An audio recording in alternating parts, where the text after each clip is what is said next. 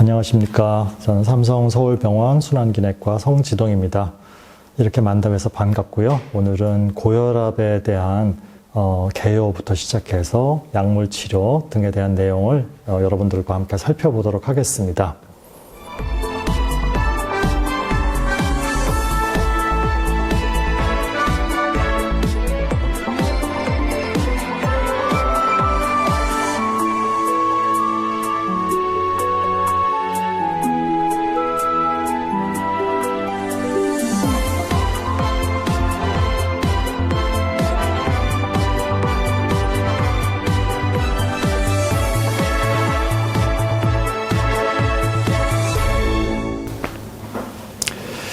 네, 고혈압에 대해서 이제 말씀드리게 됩니다.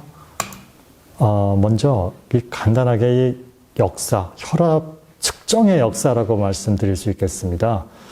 우리가 지금 혈압 측정을 보통 전자혈압계로 많이 하고 있는 편이지만, 제 표준은 이 수은혈압계를 이용한 측정, Mercury Sphygmomanometer를 이용한 측정이 이제 표준으로 되어 있고요. 측정 방법은 이와 같은 청진법이 이제 아직도 표준으로 되어 있습니다. 근데 이 역사가 1905년 정도부터 시작이 됩니다. 그러니까 당시 러시아의 군의관이던 코르트코프라는 사람의 의사가 동물 실험을 하던 도중에 이제 압박대로 혈관을 쪼여서 피가 안 흐르게 했다가 피가 다시 이제 흐르기 시작할 때 혈관벽이 진동을 하는 그런 소리를 처음 발견을 했습니다. 그래서 이거를 혈압 측정을 하는데 이제 사용을 하기 시작해서 1905년도에 이걸 논문으로 발표함으로써 이제 고혈압 혈압 측정을 아주 쉽게 할 수 있는 방법이 이제 시작이 된 거죠. 그래서 이 청진할 때 이렇게 뚝뚝뚝뚝 거리는 이 소리에 이 사람의 이름이 붙어 있습니다. 코르트코프 사운드라고 하죠. 이게 아직까지는 이게 혈압 측정법의 표준으로 되어 있습니다. 이게 혈압을 이렇게 편하게 측정할 수 있게 된 데서부터 어떻게 보면 고혈압의 역사, 고혈압이라는 병이 정의되기 시작한 역사가 시작이 되었다고 볼 수 있을 것 같아요. 보면은 1세기 조금 넘는 정도죠. 그렇게 오래되지는 않았습니다. 자, 그런데 이 혈압을 지금은 굉장히 많은 혈압 강화제가 나와 있지만은 한 1950년대 후반부까지만 해도 혈압 강화제 선택이 많지가 않았습니다. 여기 나와 있는 이런 몇 가지 약제들은 사실은 저 고혈압 전문가라고 하는 저도 사실은 대부분 사용해 본 일이 없고요. 지금도 사용하는 약은 예외적으로 하이드랄라진 정도 되는데 이것도 자주 쓰는 약은 아니고 임산부 등에서 좀 특별한 경우에만 가끔 이제 사용을 하게 될 것 같습니다.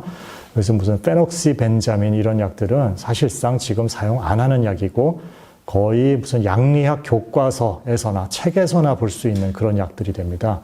근데 이런 약들 사용 안 하는 이유는 혈압 조절 효과는 그다지 뛰어나지도 않으면서 부작용이 워낙 많고 흔했기 때문에 그랬던 거죠. 그래서 이 페녹시벤자민 이런 약들은 이제 남자분들이 이제 발기부전이 되거나 사정이 어렵거나 이런 부작용이 있다 보니까 남성 피임약이다 이런 조롱을 들을 정도였다고 합니다.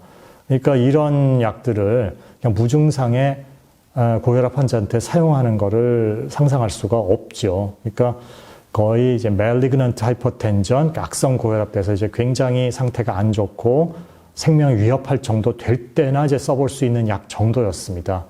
자, 그런데 이제 1958년도에 thiazide계 다이우레틱스, 이거는 지금도 이 계열 약은 현역이죠. 이제 클로로사이아자이드란 약이 이제 프로토타입인데 지금은 물론 이제 하이드로클로로사이아자이드 이런 약이 지금도 쓰이고 있습니다. 혈압 강화제로 지금도 이제 현역에서 쓰이고 있는 약 중에서는 제일 역사가 오래된 약인데 이 이뇨제 계열이 나오면서 혈압 조절의 역사가 이제 바뀌기 시작한 거죠. 이전에 있던 그런 약들에 비하면 이 사이아자이드계 이뇨제는 효과도 훌륭할 뿐만 아니라 일단 부작용이 굉장히 적고 먹기도 편안하고 그러다 보니까 이전 약과 이제 비교가 안 되는 거죠. 그래서 이런 약이 생기니까 혈압 조절할 수 있는 강력한 무기가 이제 하나 생긴 겁니다. 그러다 보니까 이제 무증상의 혈압이 무지 심하게 높고 하지 않은 사람이라도 무증상인 사람한테 미리 예방적으로 이제 혈압 강화제를 써보자라는 생각을 이제 하기 시작한 계기가 된 거죠. 네. 그럼 그 이후에 뭐 다른 베타 차단제부터 해서 칼슘 채널 차단제 뭐 여러 약제들이 차례차례 개발이 되면서 지금에 이르게 된 거죠. 그 시초가 된 게 바로 이제 타이아자이드 이뇨제가 되겠습니다. 뭐 여러분들도 아마 잘 아시지 MSD라는 이제 회사에서 개발을 한 거가 되겠습니다. 자, 이게 뭐 히스토리를 이제 간단히 그냥 한번 살펴본 거고요. 고혈압이라는 게 이제 왜 중요하냐인데 뭐 일단은 흔하니까 중요하다가 되겠습니다. 매우 흔하다. 이제 국민건강영양조사인데 뭐 한 2016년 이후 조사에서도 거진 비슷비슷한 수치가 나오고 있는데요. 성인 인구 중에 하면은 거의 한 30% 가까이가 고혈압에 해당된다. 이제 140 이상, 90 이상 기준으로 했을 때 이렇게 굉장히 흔하다. 그러다 보니까 뭐 혈압이 특히 연령대가 올라가다 보면은 고혈압이 아닌 사람이 더 적은 연령대가 막 나옵니다. 한 70대 이후쯤 접어들면은 고혈압에 들어가는 사람들이 너무 많다 보니까요. 네. 굉장히 일단 흔하다. 자, 그러면서 일단 이 고혈압이 그냥 혈압이 높은 데서 끝나는 게 아니라 심혈관 질환의 주요 위험 요인 중에 하나라는 게 이제 큰 문제가 되죠. 여기 보면 이제 attributable risk, 이제 역학에서 보면 이제 귀속 위험도라는 개념인데, 이건 이제 무슨 개념이냐면은, 자, 여기 뇌혈관 질환이고 고혈압이 35%다. 이건 무슨 뜻이냐면은, 전체 뇌혈관 질환 중에 한 35% 정도는 고혈압 때문에 생기는 걸로 볼 수 있다. 이제 이런 개념이 되겠습니다. 흡연 같은 것도 굉장히 중요한 요인인데, 이제 뇌혈관 질환에서 이제 고혈압이 차지하는 비중이 굉장히 크고요. 거꾸로 이제 생각을 한다면은 혈압 조절을 아주 철저히 다 잘하면 뇌혈관 질환은 한 35%쯤 줄일 수 있다. 이제 이런 거가 되겠죠. 허혈성 심장 질환은 물론 이제 뇌혈관 질환보다는 조금 비중이 적습니다만 그래도 상당히 많은 부분을 차지하고 있고, 이런 뇌혈관 질환, 허혈성 심질환 이런 중요한 심혈관 질환에서 굉장히 중요한 요인을 차지합니다. 그리고 여기서 안 보여드리고 있지만 심부전, heart failure죠. 심부전으로 가면은 뭐 뇌혈관 질환 거의 필적할 정도로 고혈압이 중요한 원인으로서 차지하고 있습니다. 다 이렇게 중요한 요인이고, 그리고 뭐 잘 아시다시피 우리가 약물 치료를 잘 함으로써 이러한 합병증을 확실하게 줄일 수 있다. 굉장히 많은 그 근거들이 있습니다. 랜더마이즈 컨트롤도 수도 없이 많고요. 근데 자, 여기 보는 그 여러 연구를 종합해서 이제 메타 분석을 해놓은 것들인데, 이뇨제나 베타 차단제, 그 다음에 칼슘 채널 차단제, 그러니까 아주 최신의 이제 ACE 이니비터나 ARB는 빠지고 조금 옛날 약들이 들어가 있는데, 이 이유는 요때까지는 이제 그 위약, 플라시보를 가지고 컨트롤드 트라이얼을 하는 게 허용이 됐는데, 자, 이 정도 데이터가 쌓이고 나니까 혈압이 높은데 혈압 조절 안 하고 혈압약 안 쓰는 게 윤리적이 아니죠. 그래서 그 이후의 약들은 플라시보 컨트롤 트라이얼을 할 수가 없습니다. 윤리적으로 허용되지가 않습니다. 그냥 가짜 약을 주는 거가. 그러다 보니까 기존의 약과 비교하는 연구밖에 할 수가 없었던 거죠. 그러니까 ACE 이니비터나 ARB의 시대로 오면은 플라시보 컨트롤드 트라이얼이라는 게 없습니다. 그만큼 그 이전에 이미 쌓여있는 데이터로 인해서 혈압 강화제를 가지고 혈압 조절을 잘 했을 때 합병증을 줄일 수 있다는 근거가 뭐 워낙에 확고하기 때문이라는 거죠. 그 중에서도 특히 스트로크, 뇌졸중, 그리고 심부전, 이 두 가지는 혈압 조절을 잘 함으로써 확실하게 줄일 수 있는 합병증이다. 물론 말씀드린 대로 관상동맥 질환, 허혈성 심질환도 다 들어가고 합니다만, 이 뇌졸중과 심부전, 이 두 가지가 약물 치료를 잘 함으로써 줄일 수 있는 가장 중요한 고혈압의 합병증이다라고 알고 계시면 될 것 같습니다. 자, 반면에 이렇게 우리가 흔하기도 하고 중요한 위험 요인이고 약을 다 가지고 있어서 조절을 잘하면 합병증 줄일 수 있고 그런 상황인데 부족한 면이 그래도 많습니다. 일단 인지율은 혈압 고혈압 환자가 자기가 고혈압인 줄 인지하고 있냐라는 비율이 되죠. 이게 2016년까지 65%인데 이 이후로 가면 이게 한 70% 된 정도까지 좀 올라갑니다. 자, 근데 치료율도 굉장히 낮았는데 고혈압인 줄 알고 있어도 그냥 무시하고 사는 거죠. 치료 안 받고. 근데 다행히 많이 올라갔습니다. 이것도 한 70%대까지 올라갔습니다. 자, 그런데 조절 제대로 되는 사람, 혹은 고혈압인 사람 중에 조절 제대로 되는 사람이 비율이 한 절반 정도밖에 안 되고요. 치료를 안 해서 이제 조절 안 되는 사람을 빼고 병원 와서 뭐 의사한테 다니고 치료를 하는데 그런데도 조절 안 되는 사람들이 무시할 수 없을 만큼 있습니다. 자, 그러니까 정리를 하면 이래서 중요하다는 거죠. 굉장히 많이, 여기 20%라고 했지만 실제로는 거의 한 30% 가까이 굉장히 흔하고 잘 관리함으로써 심혈관계 합병증 사망을 예방할 수 있고 그런데도 인지율, 치료율, 관리율 개선의 여지가 많죠. 자, 그러니까 굉장히 중요한 문제, 공중보건 차원에서 굉장히 중요한 문제일 수밖에 없겠다라는 겁니다. 자, 사실은 뭐 뻔한 중요하다는 얘기를 쭉 했고요. 자, 요거는 많은 분들이 지금도 많은 분들이 그러시죠. 특히 좀 나이가 젊으신 분들은 혈압이 높아도 혈압약을 먹어라 그러면 어떻게 평생 약을 먹어 이런 것 때문에 약 먹기 꺼려 하시죠. 그러니까 나이가 젊다고 해서 그냥 놔둬도 된다 아니다라는 걸 보여드리기 위해서 지금 보여드리는 슬라이드가 되겠습니다. 이건 굉장히 오래된 연구입니다. 고혈압이라는 걸 아까 말씀드렸듯이 지금 그냥 놔두는 거는 허용되지가 않죠. 그냥 고혈압을 놔두고 어떻게 되나 보자 하는 연구는 할 수가 없습니다. 지금 IRB 통과도 못하죠. 그런 연구는. 근데 1955년에 실린 굉장히 오래된 논문이니까 이때는 혈압약 변변한 거 없던 시절에는 그냥 두고 보는 거죠. 그래서 이제 자연경과라는 게 이제 성립을 합니다.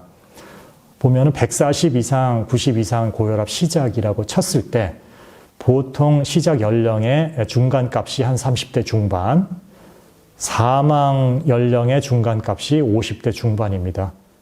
그러니까 평균적인 생존 기간이 20년입니다. 이 사람 고혈압이다 할 정도 된 다음에 평균 수명이 20년밖에 안 됩니다. 20년 지나면 반수가 죽어 있고요. 자, 전체로도 보시면 자, 60세 환갑 넘긴 사람이 3분의 1도 안 됩니다. 자, 그러니까 지금도 뭐 한 30대 초반이다 이러면 혈압약 먹으라고 하면 다 싫어합니다. 어떻게 평생 이 젊은 나이인데 약 안 먹어도 되는 거 아니에요? 어떻게 평생 약을 먹어요? 그러는데 그냥 놔두면은 20년 지나면 반수가 죽어 있습니다. 네, 이거는 아니죠. 네, 이건 사실 아닙니다. 당장 무슨 일이 생기지 않는다고 해서 그냥 내버려도 되는 것이 아니다라는 거를 한번 강조해 드리기 위해서 이런 옛날 연구를 한번 인용해 드린 겁니다. 자, 그러면은 이제 우리 고혈압에 대해서 이제 기본이 되는 이렇게 교과서적인 내용들이 되겠는데요. 대한고혈압학회 진료 지침에 보는 이게 나오는 내용들 한번 중심으로 살펴봐 드릴 건데요. 지금 일단 진단 기준이 어떻게 돼 있냐? 고혈압 진단 기준은 수축기혈압 140 이상 또는 이완기혈압 90 이상이 되겠습니다. 이제 또는입니다. 둘 중에 하나만 높아도 고혈압이라고 하는 겁니다. 정상은 120 미만 그리고 80 미만이고요. 이 사이에 들어가면은 이제 뭐 주의혈압 전 단계 이렇게 경계를 해야 된다 이런 단계가 되고요. 이거를 엄밀하게 말씀드리면 이따 말씀드리겠지만 병원에서 잰 혈압 기준이 되겠습니다. 이 수치가. 자, 그런데 몇 년 전에 2017년이죠. 미국에서 가이드라인을 개정을 하면서 고혈압의 기준을 130 이상 또는 80 이상 이렇게 해버려가지고서 난리가 났습니다. 이게 굉장히 많은 디베이트가 있었죠. 이걸 비난하는 쪽에서는 이거를 이렇게 맞춰놓으면 고혈압 환자가 갑자기 뭐 몇백만 명이 늘어나는데 이게 무슨 짓이냐. 뭐 이런 이제 비난도 있고 다른 한편에서는 연구 결과 해보니까 130, 80 정도보다 더 낮추는 게 이제 좋다고 하니까 이건 기준을 낮춰서 경각심을 더 고취해야 된다. 뭐 이런 주장도 있고 이제 굉장히 논란이 많았는데 그래서 우리나라 가이드라인은 유럽 가이드라인하고 비슷합니다. 140, 90 그대로 유지하고 있는데 사실은 내용을 잘 들여다보면 이제 130, 80이라는 기준하고 140, 90이라는 기준이 사실 내용을 잘 들여다보면 많이 다르지 않습니다. 자, 이 미국 가이드라인도요. 130, 80만 넘어가면은 무조건 약물 치료를 해라가 아니고요. 130, 80 넘어가면은 약물 치료 하자는 경우는 고위험군입니다. 여러 가지 다른 조건들이 나쁠 때 고위험군에 있어서만 이제 약물 치료를 시작하는 거고 그렇지 않은 경우에는 140 이상, 90 이상 정도 됐을 때 이제 약물 치료를 하는 기준을 잘 내용을 읽어보면 그렇게 되어 있고요. 우리나라 유럽의 가이드라인도 140 이상, 90 이상 되면 일단 약물 치료 고려하자지만 여러 조건들이 고위험군일 때 이미 심혈관 질환, 심뇌혈관 질환 있다든지 고위험군일 때는 130 이상 또는 80 이상 돼도 약물 치료를 고려할 수 있다고 되어 있습니다. 그러니까 이게 약간 어감이 다르고 선후가 다를 뿐이지 실질적으로는 이제 같은 내용이라는 거를 여러분들이 이해하시면 될 것 같습니다. 자, 그런데 이제 혈압이라는 게 혈압을 측정을 해서 진단을 해야 되잖아요. 그래서 혈압을 어떤 식으로 이제 측정을 할 것이냐가 굉장히 중요한 문제가 됩니다.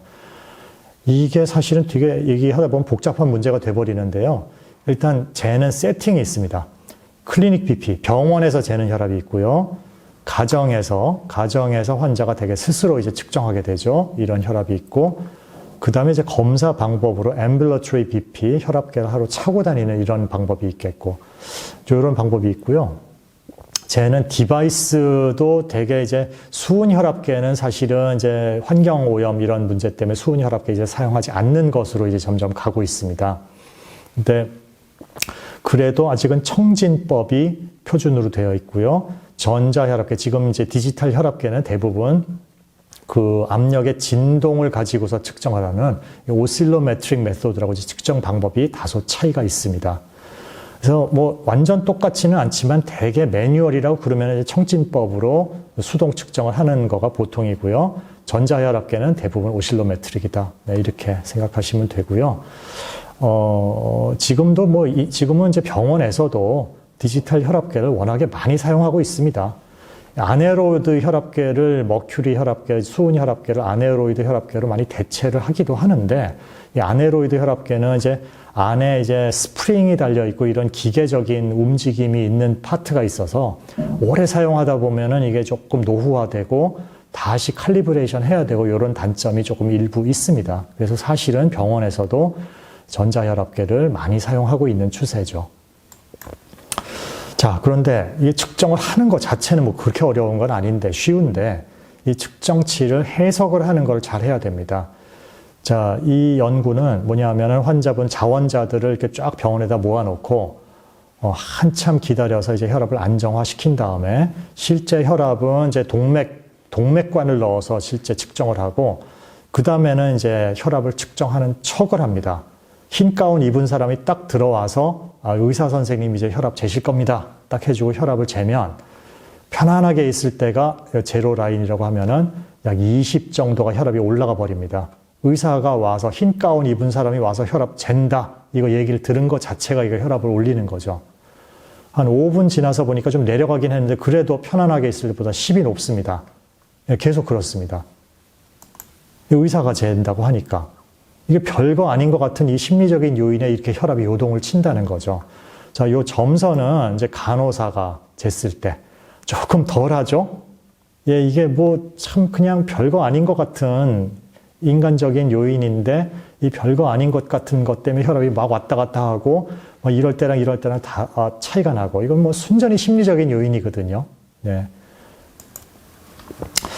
그리고 이제 24시간 혈압계를 쫙 차면서 혈압을 모니터링 하면서 24시간 동안 무슨 활동을 했는지 다 적어봐라. 그래서 이제 다 그럴 때 뭐 할 때 혈압이 어땠나 일일이 맞춰보니까 제일 혈압이 많이 올라간 액티비티가 뭐냐 보니까 미팅이었습니다. 회의할 때.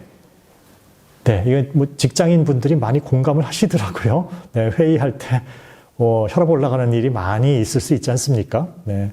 근데 뭐 이런 것뿐만이 아니라 그냥 전화를 한다든지 정말 그냥 대화를 한다든지 하는 것만으로도 혈압이 좀 눈에 띄게 이렇게 움직이는 일이 많더라. 하는 겁니다. 자, 반대로 이제 그냥 잠을 자면 혈압이 좀 내려가죠. 그러니까 이게 사실은 거의 그냥 일거수일투족이 다 혈압을 조금씩 바꾼다라는 겁니다. 그러니까 혈압이라는 게 이렇게 원래 왔다 갔다 하는 것이다. 자, 이게 중요합니다. 그러다 보니까 많은 환자분들이 혈압을 쟀는데 뭐 어떨 때는 되게 높은데 어떨 때는 또 괜찮다. 이게 도대체 내 혈압이 괜찮은 거예요? 안 괜찮은 거예요? 왜 이렇게 왔다 갔다 하는 거예요? 이런 의문들을 흔히 가지시게 됩니다. 근데 그때 어떻게 판단을 내려야 되느냐? 결국에는 간단합니다. 많이 재서 평균을 파악을 해야 된다. 이게 핵심이 됩니다. 이 그래프를 이제 통계 얘기를 하다 보면은 어디선가 보셨을 것 같은 그런 그림입니다. 이게 바로 통계에서 얘기하는 정규 분포라고 하는 그래프가 되죠. 근데 이제 정규 분포라는 이 통계 개념이 아무것도 없는 데서 하늘에서 갑자기 떨어진 게 아니라요. 사실은 굉장히 많은 자연현상, 생명현상을 해석하려고 하다 보니까 만들어진 모델입니다. 그래서 많은 그냥 생물학적인 파라미터들이 정규 분포를 합니다. 혈압도 그러합니다. 그러니까 한 사람에서 많은 횟수를 측정해도 정규 분포를 하고요. 그 많은 사람들을 집단에서 혈압 측정을 해도 정규 분포를 합니다. 정규 분포에서 이제 이 평균이라는 거가 가장 중요한 지표가 되죠. 왜냐하면 이 평균 근처에서 대부분 왔다 갔다 하니까요. 그러니까 이 평균에서 아주 동떨어진 수치, 위로든 아래로든 이 아주 동떨어진 수치는 일단 빈도가 낮습니다. 어쩌다 한번 나오거든요. 그러니까 어쩌다 한번 혈압이 되게 높게 나온다고 해서 고혈압 아니라는 겁니다. 중요한 건 이 평균이 얼마냐를 가지고 잘 판단을 해야겠다. 그러니까 결국에는 좀 다양한 상황에서 여러 날 재고 많은 횟수를 재서 평균치를 파악을 하는 게 중요하다. 이게 굉장히 중요한 문제이기 때문에 다시 한번 강조해 드리고요. 그럼 몇 번이나 재야 되느냐? 이게 이제 진료 지침에서 대략 나오고 있는 건데, 일단 혈압계는 이제 환자들이 이제 스스로 잴 때 얘기가 되겠습니다. 가정 혈압을 잴 때 위팔, 이 손목 혈압계보다는 이제 위팔, 암에서 재는 혈압계를 보통 권장을 하고요. 아침에 한 번, 저녁에 한 번, 뭐 잴 때마다 한 두 번, 세 번씩 재도 좋고, 그렇게 해서 재서 다른 시간대에도 뭐 재고 싶으면 재도 되고요. 그렇게 해서 최소 일주일 이상. 그렇게 하면은 일주일 동안 하루 두 번씩 쟀으면은 뭐 그게 한 14번, 15번이 될 거고요. 뭐 예를 들어 한 열흘 정도 이상 잡고 재면 한 20회 이상 정도 재겠죠. 우리가 보통 한 20회 이상 정도 재면은 아까 보여드린 그 정규 분포 그래프가 아마 모양이 조금 보이기 시작하는 정도가 보통 됩니다. 예, 그래서 저는 보통 환자분들한테 최소 일주일 이상 많이 재갖고 20회 이상은 재서 평균을 내자. 네, 이렇게 보통 말씀을 드리고 있습니다. 그런 정도 해서 평균을 보자. 네, 이게 아주 중요하겠습니다. 그렇게 해서 이제 평균치를 가지고 이 사람 혈압이 괜찮냐, 안 괜찮냐, 이렇게 이제 판단을 하게 되겠는데, 자, 아까 말씀드린 대로 진료실 혈압이 140 이상, 90 이상이 고혈압 기준이고요. 집에서 잴 때는 5를 낮게 잡습니다. 135, 85가 고혈압 기준입니다. 많은 사람들이 집에서 재면은 진료실보다 조금 혈압이 낮게 나오는 일이 많습니다. 그래서 이 기준 자체를 조금 낮게 잡은 것이고요. 요거하고 주간 24시간 혈압을 한다면은 주간, 야간, 24시간 평균 이렇게 나오는데 그게 이제 주간 평균에 해당이 되죠. 24시간 평균을 내면은 기준이 더 낮습니다. 130, 80이 고혈압 기준이 되겠습니다. 자, 이렇게 재는 세팅에 따라서 제 혈압 기준을 조금 다르게 해야 된다라는 것까지 말씀을 드렸고요. 자, 요거는 뭐 이제 하나하나 다 자세히 말씀드릴 필요는 없을 것 같고요. 고혈압이 의심되는 사람들한테서 이런 사항들을 이제 파악을 해야 된다라는 내용이 되겠습니다. 그러니까 다른 심뇌혈관 위험인자들 아니면 이제 고혈압 때문에 각종 혈관들, 여러 장기의 혈관들의 어떤 손상이 이미 좀 가고 있느냐, 이런 내용들, 아니면 이미 심뇌혈관 질환, 콩팥혈관 질환이 있느냐, 이제 이런 내용들을 파악을 해줘야 되고요. 이제 그걸 두 개를 가지고 이제 혈압의 수준과 어떤 위험인자 또는 이미 그 어떤 병이 생기고 있느냐, 이런 거를 조합을 해서 혈압이 높으면 높을수록 위험 요인이 많으면 많을수록 이제 위험도가 높다는 거죠. 그래서 이제 위험이 낮은 쪽이냐, 이제 고위험군이냐, 이게 조금 이제 가르게 됩니다. 그렇게 해서 이제 어떻게 할 거냐, 이제 계획을 세우게 됩니다. 그래서 일단 쟀는데 혈압이 좀 높은 것 같아. 그러면 이것만 갖고 고혈압 진단을 딱 바로 내려버리는 건 아니고요. 병원 밖의 혈압을 반드시 재게 되어 있습니다. 그래서 가정혈압 또는 24시간 활동혈압을 같이 재서 이렇게 하게 되면은 병원에서만 혈압 높은 사람, 이게 백의 고혈압이라고 하죠. 또는 원래는 그냥 괜찮았는데 뭐 잠깐 스트레스 받아서 뭐 어떻게 해서 잠깐 올라갔다, 이런 거 이제 다 배제가 되겠죠. 그게 아니라 이제 평균치가 높은 거 맞다, 고혈압 맞다, 이렇게 되면은 다 각 위험도 평가를 해서 위험도가 낮은 쪽이 되면 우선 좀 생활요법을 좀 하면서 좀 지켜보다가 안 되면 약물 치료로 넘어간다, 이런 개념이 되겠고요. 위험도가 중등도 혹은 고위험군 쪽으로 가면 생활요법은 기본으로 하지만 약물 치료를 되도록이면 얼른 시작을 하자. 시간 끌지 말고 빨리 시작을 하자. 자, 이런 개념이 되겠습니다. 자, 그러면은 이제 뭐 치료를 해야 된다 그러면 혈압을 어느 정도 조절할 것이냐라는 얘기인데, 이게 뭐 이제 동반된 상황에 따라서 조금씩 다르지만 뭐 이거 너무 이제 고민하지 마시고요. 대체로는 140 미만, 90 미만 정도로 조절하자. 여기서는 이제 그리고가 되겠습니다. 수축 기혈압, 이완 기혈압 양쪽 다 괜찮게 만들어야죠. 140 미만, 90 미만으로 조절하자가 되겠고, 여기서 이제 기미 심혈관 질환이 있다든지 고위험군으로 가면 130, 80 미만 정도로 좀 더 철저히 조절하자. 이런 개념이 되겠습니다. 또는 이제 만성 콩팥병인데 알부민, 단백뇨가 동반된 경우에도 좀 더 철저히 조절하자. 자, 이렇게 생각을 하시면 되겠습니다. 자, 근데 여기서 하나 조금 더 조심하셔야 될 게, 사실은 가이드라인에서 이걸 명시적으로 얘기하고 있지는 않지만, 여기 얘기하는 지금 이 수치는 병원 혈압 기준입니다. 아까 진단 기준에서도 병원의 혈압과 가정 혈압이 기준이 조금 다르게 잡았었죠.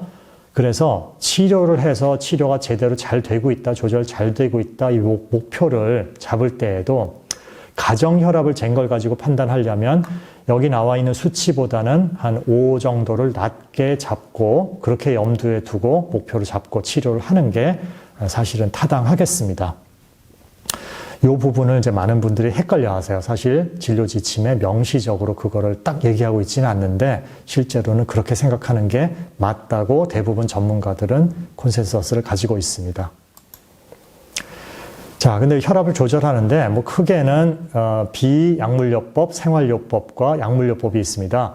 뭐 이제 생활요법도 뭐 얘기를 하려고 그러면 뭐 얘기가 길어질 수는 있는데 이건 오늘 제 주 관심사는 아니어서 길게 얘기는 안 할 거고요.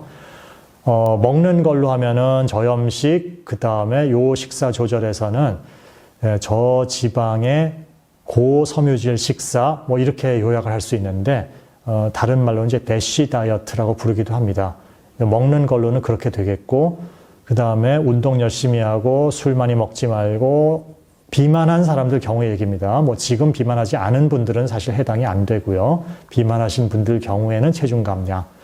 근데 사실은 딱 보면 그냥 다 상식적으로 그냥 다 아시는 얘기죠. 다 아시는 얘기인데 이제 막상 하려고 그러면은 어렵습니다. 어렵고 힘들고 이것만 갖고 혈압 조절 해봐라 그러면은 참 힘들기 때문에 많은 분들이, 대다수의 분들이 약물 치료가 필요하시죠. 이것만, 생활요법만 가지고 혈압 조절 훌륭히 해내는 분들이 없지는 않습니다. 분명히 있는데 사실은 좀 소수에 불과합니다. 그래서 약물 치료가 필요하죠. 약물 치료가 뭐 여러분들의 주된 이제 관심사가 될 것 같은데, 이제 약물 혈압 강화제 굉장히 많은 초이스가 있습니다. 근데 이제 주된 클래스라고 한다면 위에서부터 요 5가지. 이뇨제, 다이아자이드계 이뇨제, 베타 차단제, 칼슘 채널 차단제, 안지오텐신 전환효소 억제제, AC 이니비터, 안지오텐신 리셉터 블로커, 이렇게 ARB, 이거 좀 개발된 순서대로 적어놨습니다. 요 5가지. 요 5가지인데 실제로는 지금 제일 많이 쓰이는 약은 칼슘 채널 차단제하고 ARB 계열이 혈압 강화제로서는 가장 많이 쓰이고 있고요. 그 외의 약으로서는 이제 알파 차단제인데 이건 1차 약은 아닙니다. 왜 1차 약이 아니냐면은 이 위에 5개 클래스는 각기 다 연구들이 많아서 사용해서 심혈관 질환 줄일 수 있다. 심내혈관 예방에 도움이 된다라는 근거가 확고한 반면에 알파 차단제는 그 근거는 좀 약한 편에 속합니다. 그러다 보니까 1차 약은 아닌 것으로 이제 취급을 하고 있죠. 근데 이 5개는 지금도 다 이제 많이 쓰이는 약제가 됩니다. 이 약제를 이제 조금 살펴보도록 하겠습니다. 자, 일단은 우리가 이제 그 의사들이 약을 선택할 때 제일 먼저 생각해 줘야 되는 거는 이런 것들입니다. 주요 적응증 금기인데 대개 이제 동반된 질환이나 상태가 뭐 어떤 거냐에 따라서 이제 좀 우선 선택하는 약이 있고 좀 조심해야 되는 약이 있고 이제 그런 게 갈리는 거죠. ACE 이니비터나 ARB 계열은 이제 심부전, 당뇨병성 신증, 특히 이제 단백뇨가 동반된 경우에 이제 우선 선택을 하는 거다 되어 있고, 주의 요망 이렇게 나와 있습니다. 이거 사실 많지 않고요. 이제 드문 경우가 되고요. 고칼륨 혈증 같은 거 신장 기능이 정상인 사람한테서는 문제되는 경우가 드뭅니다. 임신인 경우에는 금기되어 있습니다. 혈관 부정 써 있긴 하지만 이건 드문 경우가 되겠고요. 그래서 사실은 금기 못 쓰는 경우 많지는 않습니다. 적극 써야 되는 것들이 좀 있고, 베타 차단제는 사실은 지금 이제 1차적으로 선택되는 비율이 높지는 않습니다. 낮은데 협심증, 심근경색 등 관상동맥 질환이 동반되어 있을 경우에는 저희가 우선 선택하는 게 맞습니다. 그리고 심방세동 등의 이제 빈맥성 부정맥이 있을 때는 꼭 써야 된다기보다는 베타 차단제가 이 빈맥을 막박수를 낮추는 데 이제 도움이 되기 때문에 겸사겸사 도움이 많이 되죠. 그런 경우에 이제 많이 선택을 합니다. 근데 이런 것들이 없는 상황에서는 이제 선택되는 비율이 이제 조금 낮아지는 추세에 있죠. 그리고 뭐 천식, 심한 섬액이 있을 때 이런 데는 좀 조심해야 된다. 자, 칼슘 채널 차단제는 사실은 이런 경우에 우선 선택하라고 돼 있기는 하지만 사실은 이 특징이 그렇습니다. 정말 꼭 써야 되는 경우도 많지가 않은 대신에 쓰면 안 되는 경우도 별로 없습니다. 이제 섬액 같은 거는 이제 논다이하이드로피리딘 계열, 딜티아젠, 베라파밀 이런 경우의 얘기고요. 우리 혈압 강화제로 주요 사용하는 디핀 계열이죠. 무슨 디핀, 암로디핀, 니페디핀 이런 계열은 섬액이 문제되는 건 보통 아니거든요. 그래서 특별히 쓰면 안 된다 이런 경우가 거진 없다시피 합니다. 그래서 남녀노소 아무한테나 써도 대체로 무난한 특징을 가지고 있습니다. 그래서 이제 무난하죠, 무난. 그래서 이걸 뭘 써야 되지? 애매할 때는 칼슘 차단제 일단 쓰면 되게 뭐 별로 걸릴 게 없습니다. 그런 게 이제 특징이라고 보시면 되고요. 자, 다이아자이드 이뇨제 계열도 우리가 첫 번째 약으로 사용하는 비율은 사실 낮습니다. 되게 콤비네이션으로 많이 쓰고, 이제 심부전, 수축기 단독고혈압일 때는 뭐 선택을 할 수도 있는데, 대개는 이제 첫 번째 선택은 잘 안 하는 경우가 많고요. 뭐 이럴 땐 조금 조심해야 된다 이런 게 있습니다. 그리고 이제 고려해야 되는 게 주요 부작용입니다. 사실은 이제 많은 환자분들이 이제 약을 오래 먹으면 뭐 부작용 나는 거 아니야? 뭐 이런 이제 막연한 불안감들을 갖고 계신데 실제로 이렇게 부작용이 나서 이 약을 못 쓰겠다, 바꿔야 되겠다 이런 경우가 뭐 흔히 생기는 거 아닙니다. 대충 이제 체감하면은 임상가로서 체감하기는 어느 정도냐면은 한 100명한테 주면은요. 한 2명, 3명 정도 나 이 약 먹고 좀 안 좋은 것 같아요가 한 100명에 2명, 3명 꼴 나오고요. 근데 그 중에서도 ARB 계열 많이 쓰지 않습니까? ARB 계열 쓰고 부작용 나서 이거 나 못 먹겠어요 하는 경우는 100명에 1명 꼴도 안 되는 것 같아요. 그러니까 약을 써서 그 다음에 별 얘기 안 나오기로는 뭐 제가 개인적인 의견인데요. ARB가 최고고요. 칼슘 채널 블로커는 아까 무난하다고 말씀을 드렸지만 먹고서 뭐 다리가 부어요. 뭐 좀 머리가 좀 아파요. 이게 이제 다 혈관 확장하고 관련된 부작용, 고유의 부작용인데 위험한 부작용은 아니기는 합니다만은 100명한테 주면 한 2명, 3명 정도는 이런 얘기가 나오기는 하는 것 같습니다. 그리고 다이아자이드 계열 같은 경우에는 사실은 보시면은 메타볼릭 사이드 이펙트가 좀 있을 수가 있거든요. 환자한테 물어보면은 별 얘기가 없는 경우가 많아요. 먹어보고 별 느낌은 없는데 검사를 해보면 칼륨이 낮아졌다 이렇게 해서 이걸 줄이거나 끊거나 이렇게 해야 되는 경우가 좀 있죠. 환자가 컴플레인을 하기보다는 이제 의사가 보다 보면은 이게 좀 조심해야겠다 이런 경우가 이제 종종 나오는 거고요. 베타 차단제가 사실은 조심해야 될 게 조금 많기는 해요. 이제 예를 들면 폐가 안 좋아서 기관지 천식이 있다든지 이제 만성 폐색성 폐질환이 있다든지 또는 말초혈관 문제가 있다든지 뭐 이럴 때 좀 조심해야 됩니다. 절대 못 쓰는 건 아닙니다. 아까 말씀드린 뭐 관상동맥 질환이 있거나 해서 꼭 써야 돼 이런 경우에는 천식이 심지어 있는 경우에도 이제 좀 저용량으로 조심해서 쓰기도 합니다. 그리고 심부전을 악화시킬 수 있어서 조심해야 되는데 이건 조심하셔야 될 게 헷갈리시면 안 되는 게 심부전이 막 지금 되게 심한 상태에서는 끊어야 되지만 장기적으로 볼 때는 심부전의 환자에서 서바이벌을 좋게 만드는 약입니다. 그래서 장기적으로는 심부전인 경우에 써줘야 되는 약입니다, 오히려. 자, 그 다음에 뭐 알파 차단제, 기립성 저혈압. 여기다가 기립성 저혈압을 여기다가 써놨지만 기립성 저혈압 같은 부작용은 다른 약제들 다 가능합니다. 거의 모든 고혈압 약제가 다 가능합니다. 특히 약이 잘 들을 때 더 생깁니다. 혈압을 확 떨어뜨려 놓으면은 기립성 저혈압 생겨서 막 어지럽다, 기운 없다 이렇게 얘기하는 경우가 거의 모든 고혈압 약제 다 생길 수가 있고요. 특히 잘 들으면 잘 들을수록 더 잘 생깁니다. 그러니까 어떤 면에서는 기립성 저혈압 같은 거는 혈압이 많이 떨어져서 기립성 저혈압이 생겼다면은 꼭 나쁜 게 아니고요. 용량을 그냥 줄이면 되거든요. 그러니까 어떤 면에서는 너무 잘 들어서 생기는 부작용인 측면도 있기 때문에 용량을 줄여서 이렇게 조절하면은 오히려 적은 용량으로 혈압을 잘 조절할 수 있는 상황일 수도 있기 때문에 무조건 나쁜 거는 아닐 수도 있습니다. 그거는 이제 뭐 보셔야 되고, 스피로놀락톤은 뭐 사용 빈도가 높지는 않습니다만 이제 여성형 유방이 생길 수 있다. 남성분들 얘기죠. 여성분들은 보통 뭐 표가 잘 안 나시고요. 남성분들에서는 그럴 수도 있다라는 게 한 3% 이런 정도 생기기 때문에 이제 알고 계셔야 될 부작용 중에 하나입니다. 자, 부작용 생기면 이 약의 고유한 부작용이 맞아. 그러면은 다른 종류로 아예 바꾸면 되겠죠. 제가 아까 말씀드린 그 기립성 저혈압, 그건 조금 예외고, 기립성 저혈압은 뭐 어떤 종류에만 생기는 게 아니라 혈압이 너무 떨어져서 그랬다? 그럼 용량을 되게 줄이면, 용량을 좀 줄여나가면 적은 용량으로 조절할 수 있는 길이 열리는 수도 있습니다. 그건 예외고, 약의 고유한 부작용이다. 이제 다른 종류로 교체. 근데 이게 임상에서 보다 보면은 환자분들이 이게 뭐 약 때문에 그런 건지 아닌지 모르겠는 되게 애매한 증상을 말씀하시는 경우가 되게 많습니다. 약 때문에 그런 건 아닌 것 같기도 한데 하여튼 약 먹고 나서 나 이거 조금 안 좋다. 그렇게 얘기하면은 그냥 비슷한 종류의 같은 종류의 딴 걸로 바꿀 수도 있고 다른 걸로 바꿀 수도 있고, 근데 환자가 약 먹고 그런 것 같아 이렇게 생각하기 시작하면은 일단 그 약 찜찜하고 기분 나빠서 쓰기는 어렵거든요. 일단 교체해 준다. 교체해 주는 거고, 간혹 이제 난처한 경우가 아까 예를 들어서 이제 뭐 ARB를 썼는데 이 사람이 뭐 당뇨병성 신증이 있고 단백뇨가 나와. ARB 꼭 썼으면 좋겠어요. 꼭 썼으면 좋겠는데 썼더니 나 이 약이랑 안 맞는 것 같아요 얘기하는데 되게 애매해요. 자, 이럴 때가 이제 좀 난처합니다.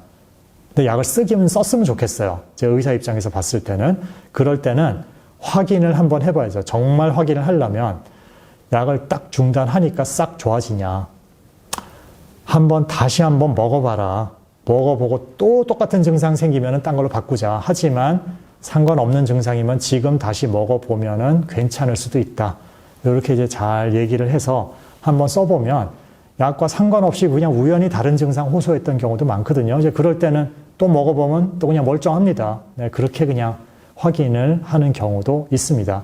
그래서 환자분들한테는 약 먹고 부작용 생기는 일이 흔한 일 아니니까 너무 미리 걱정을 하면서 먹지 마라. 그러니까 조금 안심을 시켜주면서 복용하실 수 있게, 부작용 생기면 바꾸면 된다. 이렇게 좀 안심을 시켜드리면서 약을 드리는 게 사실 굉장히 중요합니다. 자, 그 다음에 이제 콤비네이션 테라피를 하는 경우가 많습니다. 실제로는 약을 딸랑 한 가지 먹고 조절되는 경우 3분의 1 정도밖에 안 되고요. 2가지, 3가지 이상 써야 되는 분들이 더 많습니다. 자, 콤비네이션을 할 때 원칙을 생각하면 우리가 실제로는 그 첫 번째 사용하는 약이 대개 ARB 아니면 칼슘 차단제입니다. 저 약자로 A 아니면 C 요거 시작하는데, 자, 베타 차단제는 B, 다이어렉틱스는 D. 요렇게 이제 A, B, C, D 이렇게 해놓고서 생각을 하면 A하고 B는 RAS, 레닌 안지오텐신 시스템을 좀 억제하는 쪽의 약입니다. C하고 D는 레닌 안지오텐신 시스템을 활성화시킵니다. 레닌 안지오텐신 시스템을 억누르는 작용이 없고요. 혈압을 떨어뜨리면 RAS 시스템은 액티베이션 되는 거가 우리 몸의 생리거든요. 그래서 C나 D로 혈압을 떨어뜨리면 RAS가 액티베이션 됩니다. 자, 그러니까 서로 이제 상호 보완적인 메커니즘을 가지고 있어요. 그래서 A로 시작을 했다면, A로 시작을 해서 약이 하나 더 필요하겠구나. 그러면은 C나 D 중에 선택을 하시면 됩니다. C로 시작을 했는데 불충분해. 그러면 A나 B 중에 그 다음 선택을 하시면 되고요. 네, 이런 식으로 가면 대체로 무난합니다. 근데 두 가지로 안 되겠어? 그러면 이제 다 어차피 짬뽕이 돼버리죠. A로 안 되겠어? 그럼 C 추가해서 그래도 부족해? 그러면 보통 D가 됩니다. 네, 보통 이제 이런 수순으로 가는 게 일반적인 이제 스텝이 되겠습니다. 예, 그래서 종합을 하면 평가를 해서 경미한 고혈압이 오면 일단 한 개 쓰는데 혈압이 좀 많이 높아서 어차피 한 개로 안 될 것 같아 보여. 그러면 처음부터 두 개 쓰는 것도 괜찮은 전략이 되겠고요. 자, 그다음에 문제는 이제 하나 썼는데 조절이 충분치 않아요. 좀 더 해야 되겠어요. 더 낮춰야 되겠다. 그럴 때 이제 어떻게 할 거냐. 실제로는 세 가지 길이 있습니다. 딴 계열약으로 바꾼다. 용량을 올린다. 세 번째는 콤비네이션 한다. 이렇게 대개 세 가지 길 중에 하나를 선택을 해야 되는데 지금까지 나와 있는 대부분의 연구들은 콤비네이션으로 가는 게 혈압 강화 효과 면에서는 가장 우수한 편이다라는 게 많은 연구들에서 나와 있어요. 그러니까 그냥 약 하나로 해서 뭐 조금만 더 낮추면 돼. 그러면 용량 올리고 뭐 이렇게 갈 수도 있는데 대체로는 콤비네이션으로 가는 게 보통 혈압 강화 효과가 좋다라는 게 이제 일반적인 거고요. 약을 썼는데 아예 딴 걸로 바꾸자는 사실은 이게 보통 이렇게 하는 거는 그냥 썩 좋은 전략은 보통 저는 아니라고 생각을 하는데 뭐 이런 경우 있을 수 있습니다. 혈압 정말 살짝 높으니까 써서 적당히만 더 조금만 낮추면 될 것 같은데 첫 번째 쓴 약이 어떻게 하나도 안 듣는다. 썼는데 꿈쩍을 안 한다. 그럼 약 한 가지로 될 것 같은데 그러면 뭐 다른 계열 약으로 한 가지 써보자. 뭐 이렇게 갈 수도 있겠죠. 네, 근데 하여튼 일반적으로는 하나로 안 되겠으면 콤비네이션 두 개 쓰자. 이렇게 가는 게 대개는 혈압 강화 효과 면에서는 가장 우월합니다. 두 개로 안 되겠다 할 때도 보통 그렇습니다. 두 개로 안 되겠다 그럴 때도 이 두 개 컴포넌트 용량을 올리는 방법도 있겠고요. 아니면 세 번째 추가를 하자도 있겠는데 대개 세 번째 추가해서 세 개로 가자가 혈압 강화 효과 면에서는 대체로 더 우월한 편입니다. 그래서 약의 가지수 더 많이 해서 콤비네이션 하는 쪽이 보통은 하여튼 더 좋다. 혈압 강화 효과 면에서는 그렇게 보시면 될 것 같아요. 자, 그러면은 이제 그게 현실적으로 많이 겪는 얘기인데요. 환자분들 약 다 드시기 싫어합니다. 뭐 다 이런 생각들이 이제 머릿속에서 왔다 갔다 하시면서 이제 평생 먹어야 되는데 이거 되게 제일 먼저 생각하시는 것 같아요. 그래서 거부감을 일단 가지고 그러다 보니까 막 온갖 건강식품 이런 걸 다 하고 막 심지어는 아스피린도 사서 드시면서 혈압약 먹으라 그러면 안 먹겠다. 예.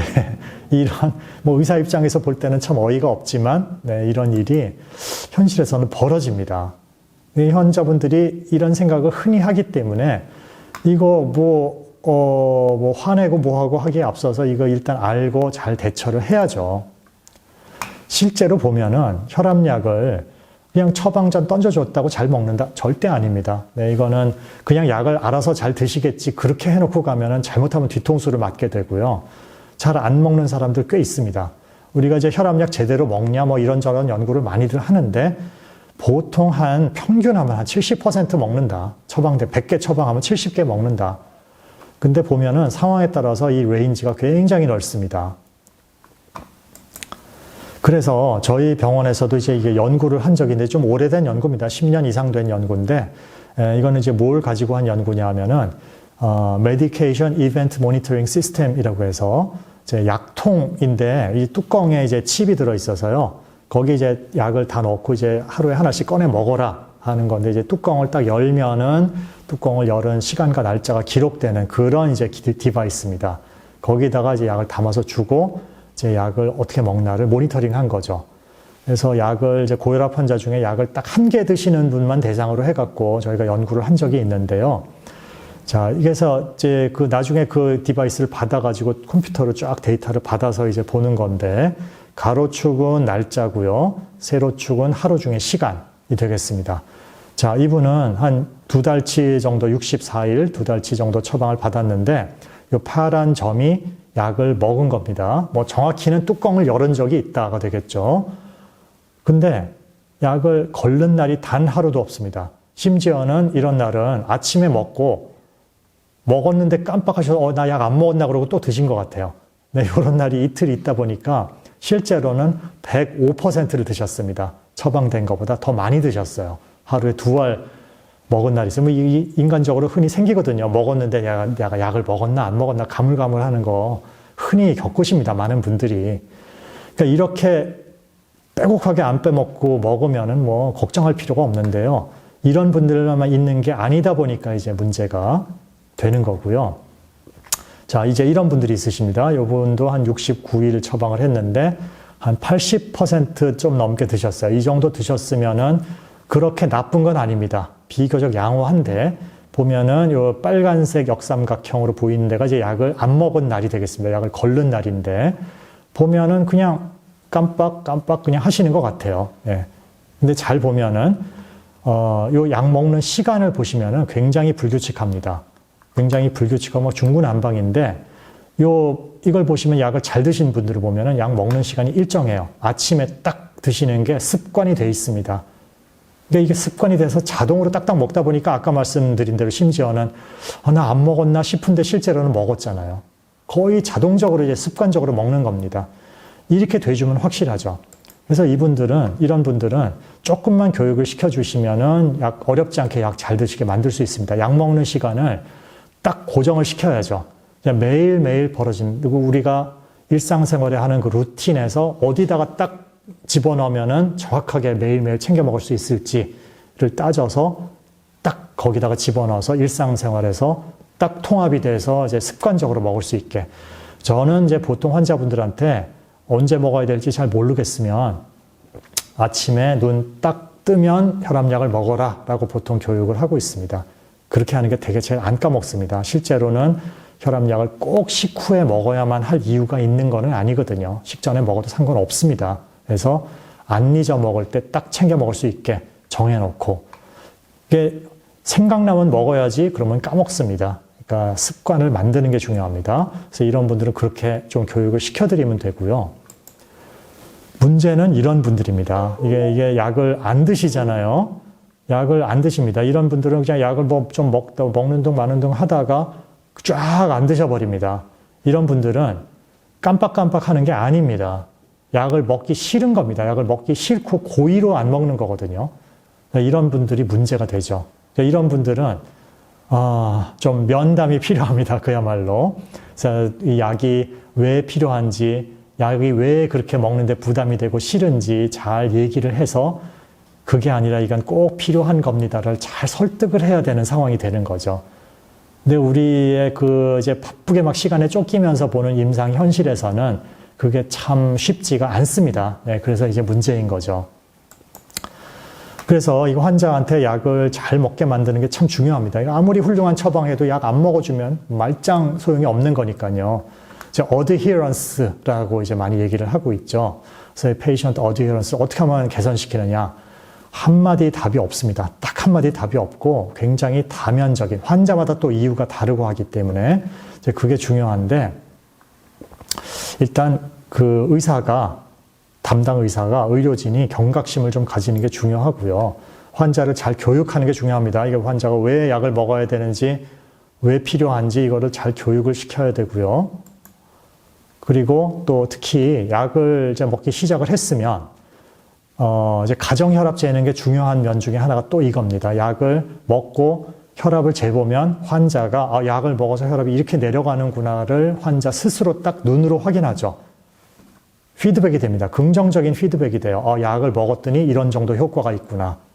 이걸 눈으로 확인하는 거가 환자분들한테 이 약을 먹고 이렇게 먹어야 제대로 조절되겠구나라는 약 복용을 충실하게 만드는 굉장히 긍정적인 피드백이 되기 때문에 이게 이제 중요합니다. 자, 그런데 의사가 해줄 수 있는 일 중에 제일 쉬운 일 중에 하나가요. 처방을 단순화시켜주는 거. 네, 이게 의사가 할 수 있는 일 중에 환자의 복약을 충실하게 할 수 있게 만들어주는 것 중에 제일 쉬운 일입니다. 약의 개수를 줄여주는 거죠. 약 복용 횟수는 어차피 대부분 고혈압 환자에서 하루 한 번으로 가능합니다. 하루 한 번으로 맞춰주면 되고 약의 개수를 줄여주는 거. 이게 의사가 해줄 수 있는 일 중에 제일 쉬운 일 중에 하나입니다. 지금 요새 복합제가 많이 나오지 않습니까? 복합제라는 걸 가지는 의미 중에 사실은 제일 큰 거가 이겁니다. 별거 아닌 것 같아도 약의 개수가 적으면 환자들은 마음의 부담이 줄어듭니다. 여러 알을 먹는 것보다 한 알로 딱 만들어서 먹는 거는 훨씬 마음이 가볍게 먹게 되거든요. 이런 환자의 심리적인 부담감을 덜어줌으로써 환자가 좀 가벼운 마음으로 편안히 약을 먹을 수 있게 해주는 거. 이거가 복약 충실도를 좋게 해준다는 이미 꽤 많은 연구들이 나와 있기 때문에요. 이거 의료진이 해줄 수 있는 것 중에 제일 쉬운 일 중에 하나죠. 네, 그래서 바꿔줄 수 있으면 바꿔서 약의 개수를 줄여줘라. 네, 이게 이제 중요한 거가 되겠습니다. 사실은 여러 가지 이제 의사뿐만 아니라 환자 쪽 치료를 단순화시키고 또 경우에 따라서는 약사의 역할이 필요한 경우도 있고 이렇게 여러 가지 측면을 종합을 해서 잘 봐야지 환자가 약을 충실하게 드시게 만들 수가 있습니다. 자, 이게 이제 삼진제약 가지고 있는 여러 약들의 라인업을 이제 쫙, 크기가 좀 작아서 잘 슬라이드에서 안 보이실지 모르겠지만, 여러분들 다 잘 아시겠죠. 근데 보면은 이제 요새 이제 추세이기도 한데, 이런 이 복합제, 고혈압 치료제도 있고, 고혈압하고 약하고 스타틴 섞인 약도 있고, 이렇게 해서 여러 약이 하나로 합쳐진 약들을 많이 사용하고, 다른 많은 회사에서도 이런 걸 내고, 이 복합제 시장도 상당히 경쟁이 치열합니다. 근데 이거를 왜 복합제가 이렇게 좀 문제가 된다기보다는 대두가 되느냐. 아까 말씀드린 내용입니다. 별 내용이 있는 게 아니라 사실은 환자가 편하게 마음의 부담 적게 약을 잘 드실 수 있게 만들어주는데 도움이 되기 때문에 이 복합제가 존재의 의미를 가지는 것이거든요. 네, 그거를 생각해 주시면은 좋을 것 같아요. 예. 그래서, 오늘 제가 말씀드릴 내용은 이런 정도로 마무리가 되고요. 여러 선생님들께서 미리 질문을 해주신 것들이 있습니다. 요거까지 좀 말씀을 드리고 마무리를 할 것 같아요. 이미 사전에 받아놓은 질문들이 있기 때문에요.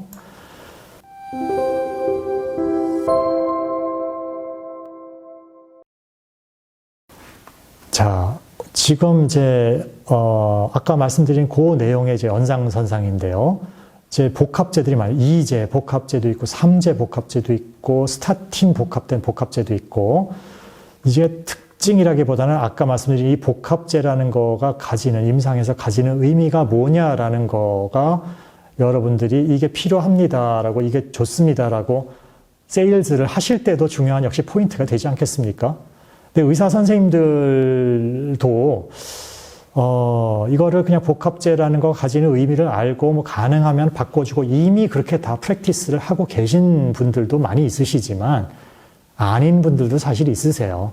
그러니까 의사 입장에서 볼 때는 이거를 복합제로 하나로 합쳐서 주나 따로따로 주나 효과는 똑같죠. 혈압 강화 효과든 스타틴 효과든 효과는 다를 게 없거든요.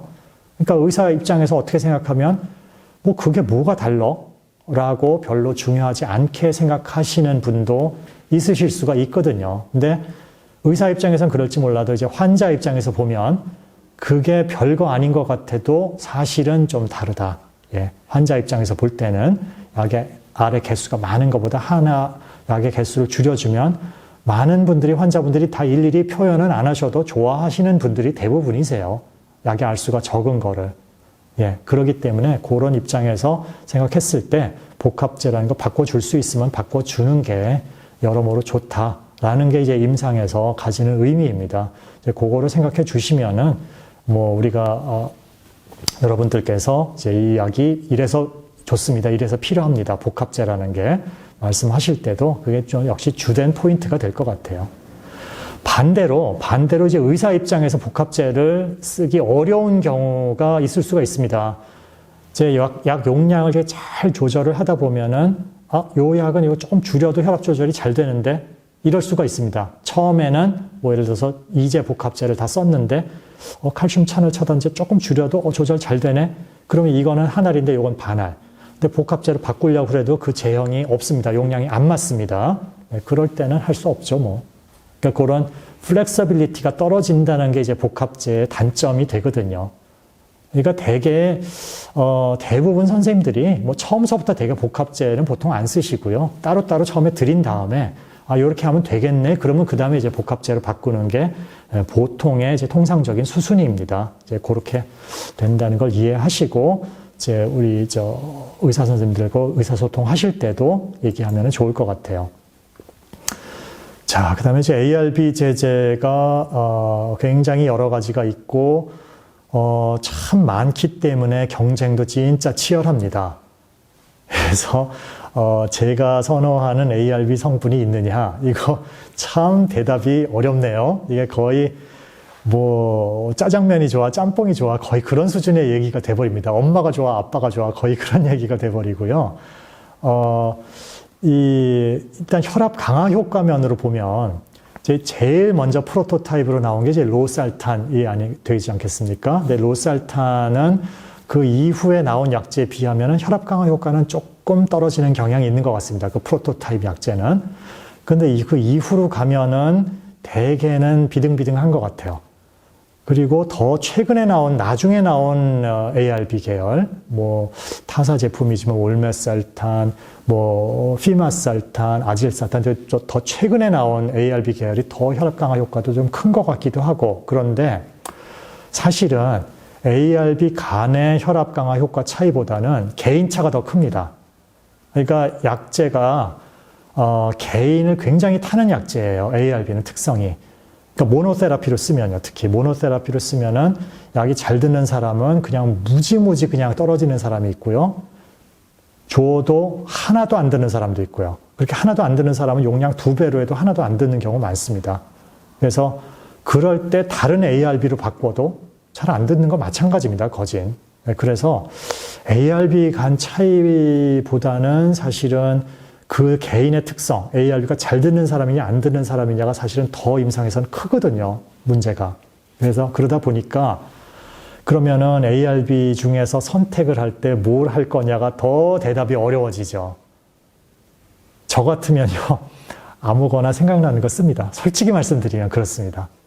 돌아가면서 씁니다. 돌아가면서 아무거나 한번 써보는데 그러다 보니까 되게 사소한 거가 약을 선택하는 갈림길이 되기도 합니다.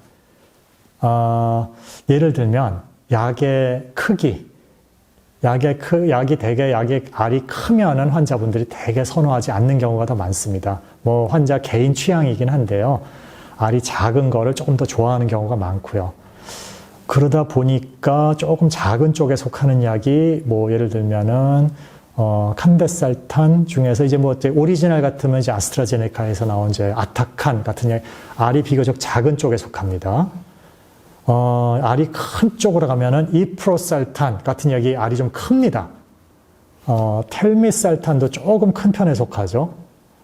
이 정말 별거 아닌 사소한 차이가 선택을 좌우하는 경우가 있습니다.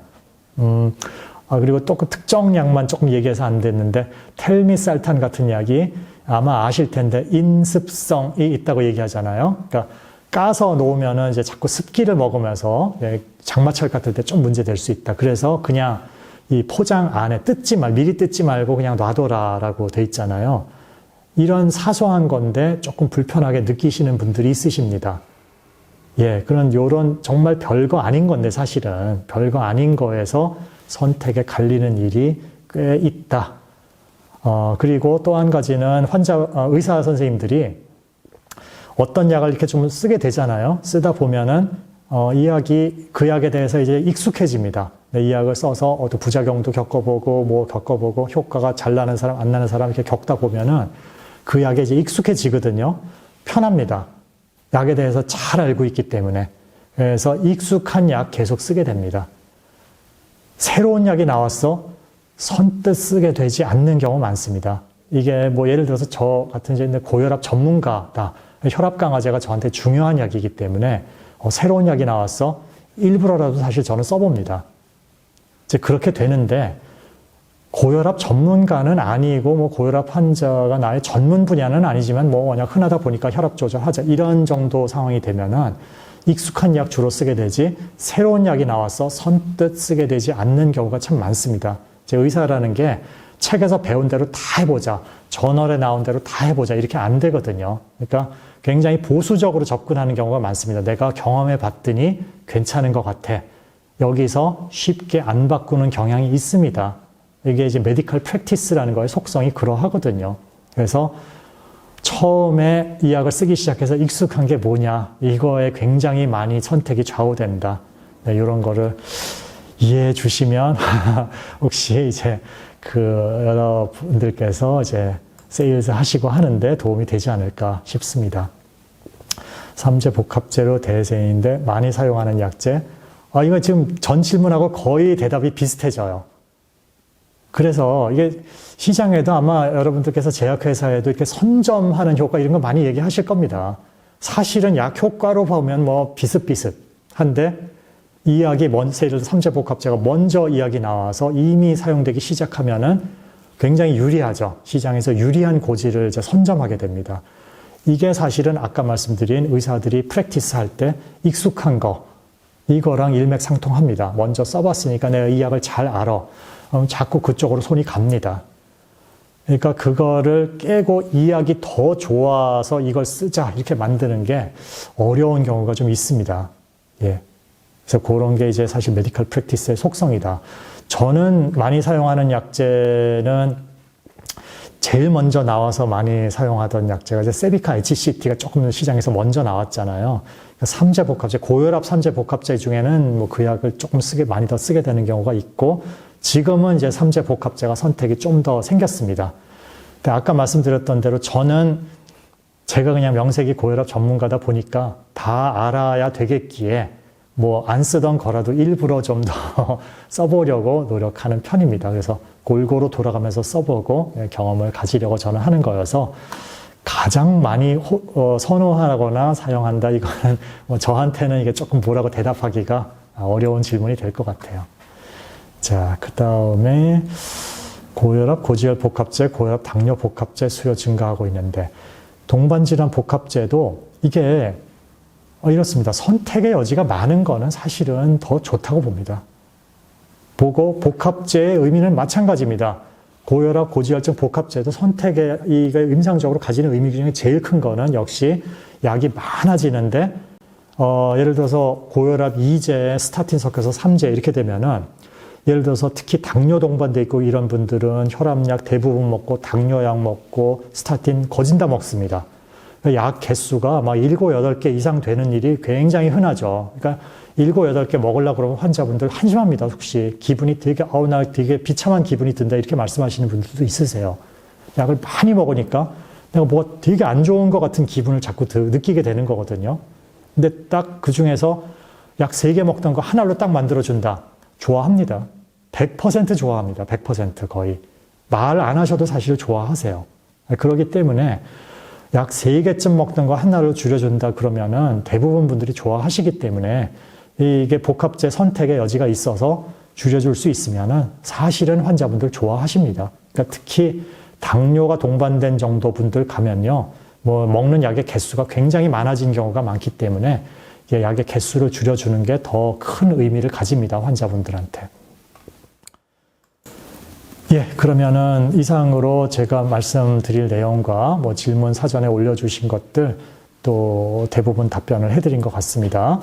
뭐 제가 말씀드린 내용이 이제 여러분들 제 앞으로 다 일하시고 하는데 뭐 조금이나마 도움이 됐으면 하는 바람이고요. 또 일하시는 걸 떠나서도 고혈압 워낙 흔하기 때문에 여러분들 자신, 여러분들 가족 중에 고혈압 환자분들 많이 있으실 겁니다. 네, 그런 차원에서도 뭐 이런 정도 지식을 갖고 계시면은 여러모로 도움이 되지 않을까 생각됩니다.